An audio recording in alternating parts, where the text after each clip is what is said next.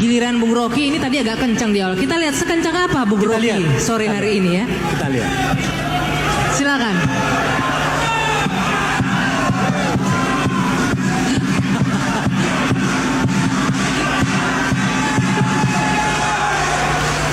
Oke. Ya.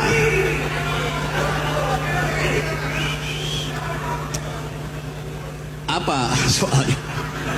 Enggak. Simpel kok, simpel. Para pemirsa dan para hadirin, simpel kok. Yang kita minta dari Rocky hari ini. Sekeras apa dia bertanya kali ini? Oke.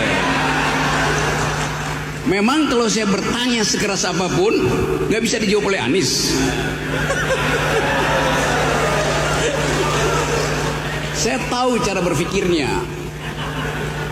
Bagaimana cara berpikirnya? Dan saya tahu isi hatinya. Saya mulai dari situ ya.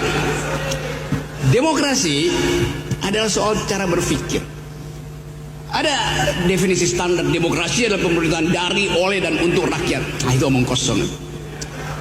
Demokrasi adalah the government of reason through the government by the people. Pemerintahan akal melalui pemerintahan orang. Demokrasi adalah doing habits of the heart. Datang dari kebiasaan. Saya pakai bahasa Inggris karena dia paham bahasa Inggris.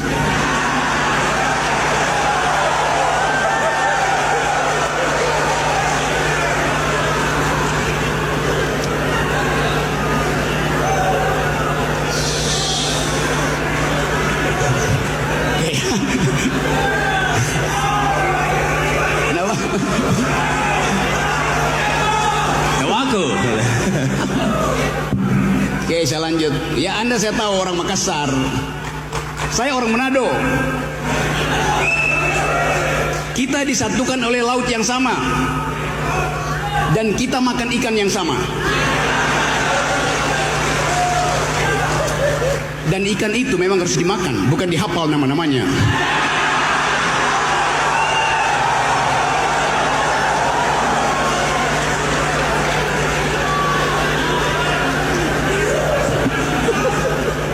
Dan bagian paling enak dari ikan adalah kepalanya. Karena kepala ikan lebih bergizi dari kepala negara.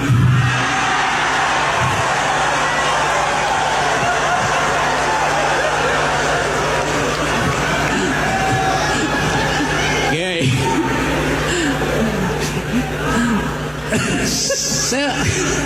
Bung Rocky, begini pertanyaannya kalau begitu. Ya. Apakah ada yang menurut Anda bisa Anda kritisi dari seorang Anies Baswedan? Ya. Oke.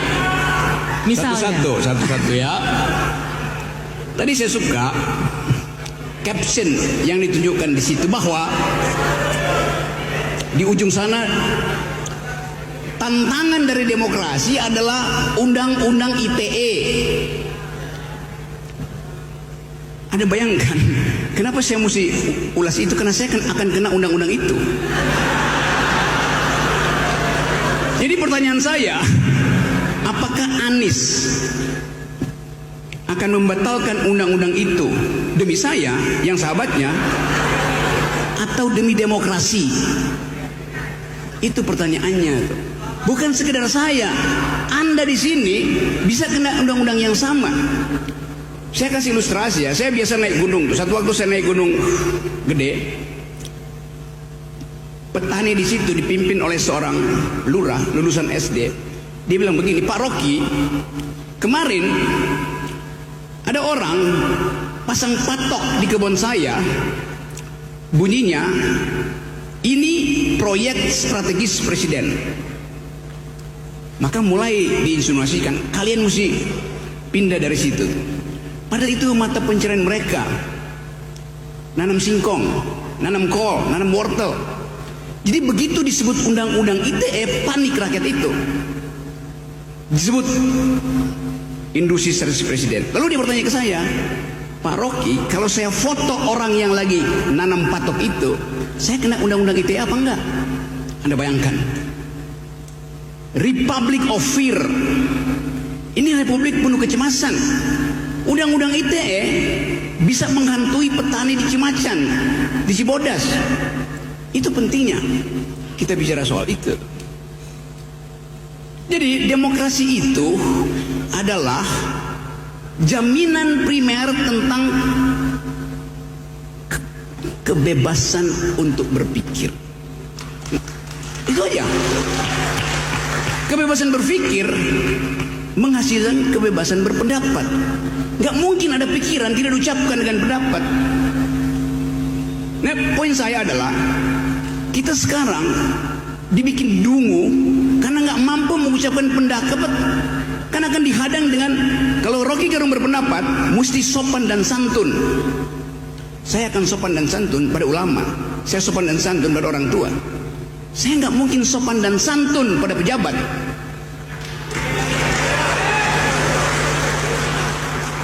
Kasih kritik tapi sopan, artinya jangan kasih kritik.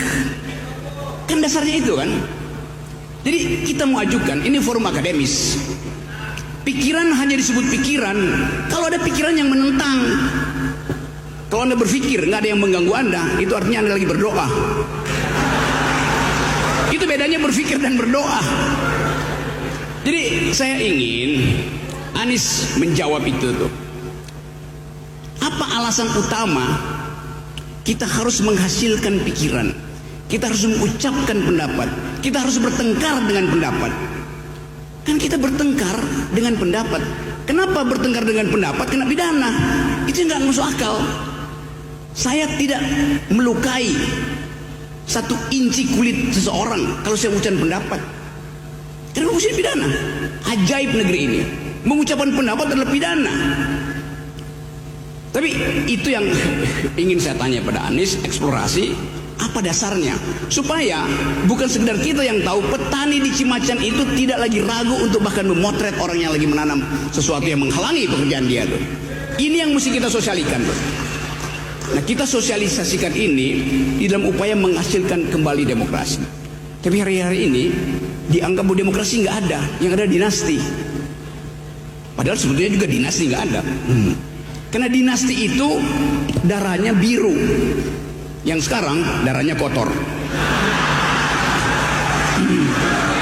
Siap. Segitu aja. Bung Rocky, segitu aja untuk Pak Anies.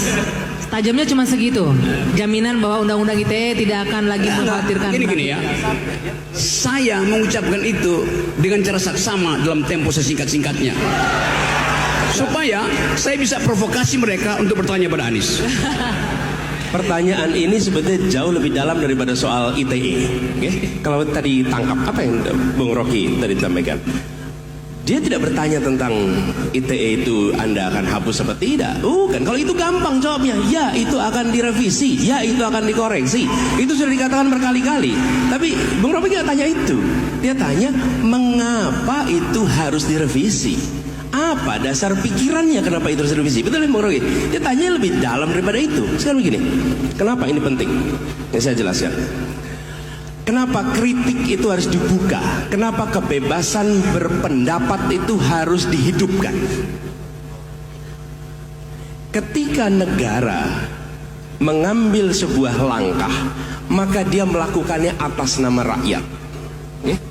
Atas mandat yang diterima. Rakyat memberikan mandat itu pada negara. Lalu negara melakukan langkah. Pada saat negara melakukan langkah itu, maka negara punya sebuah pandangan ini. Bila ruang untuk kebebasan berpikir itu dibuka, maka langkah ini akan memancing pendapat. Pendapat kategorinya pro dan kategorinya kontra. Yang kontra kita sebut sebagai kritik. Apa yang terjadi ketika kritik itu dibuka ruangnya? Maka saya misalnya sebagai penyelenggara negara, ketika mendapatkan kritik, saya harus menyiapkan argumen tambahan atas apa yang saya kerjakan. Saya harus mereview semua alasan kenapa yang dikerjakan. Dan ketika kemudian kritik itu makin tajam, apa yang dikerjakan harus memiliki dasar yang lebih kuat lagi. Dan ketika itu terjadi, maka kritik itulah sebenarnya yang membuat sebuah rencana, sebuah kebijakan makin solid. Kalau ruang itu tidak ada, ruang itu tidak dibuka, apa yang terjadi? Dia akan melenggang tanpa kritik, dan dia nanti muncul sebagai masalah yang baru dirasakan rakyat sesuai